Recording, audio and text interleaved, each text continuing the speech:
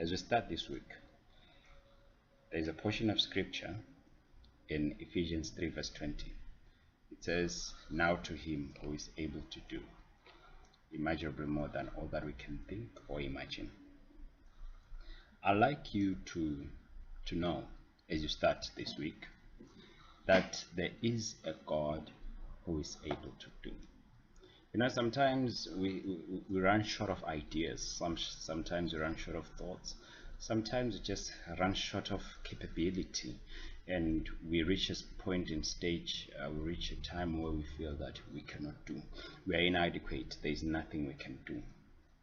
This portion of scripture says there is a God who is able to do. Now to him who is able to do. I just want you to know that God is able to do. You know, sometimes when you get to the loggerheads of life, you get to a point where you just have to know that somehow things will work out. You know, sometimes you just have to hold on to the belief that things will work out. Things will just work out somehow. You might not know how, but just the belief. One guy, I was going through some writings, and one guy says, "I've never seen a rich pessimist." Says people who are pessimistic, people who just think, the world is against me, I know everybody's against me, everybody hates me, nobody loves me, I'm just all alone, I'm just useless, or there's nothing good coming out. He says, "I've never seen rich people who are like that."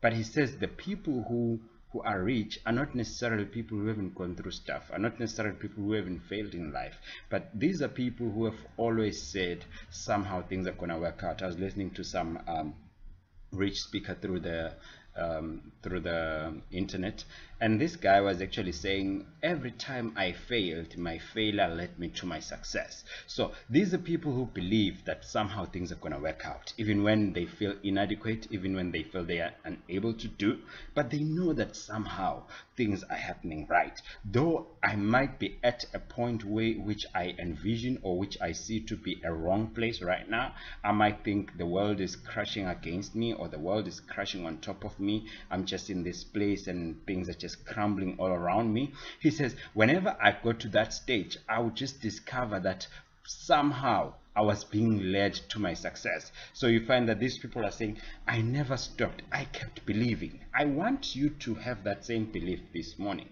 to know that there is a God who is able to do. He is able to do exceedingly more abundantly than that which you can think or imagine. There's stuff that you're going through, there's stuff that your family is going through, there's stuff that your kids are going through. As a family, as a person, as an individual, things are not right. There is a God who is able to do. Just keep the belief, just keep the hope. Know that God is going to come through at a point when you least expect it, at a point when you least believe it, at a point where you feel you all crushed.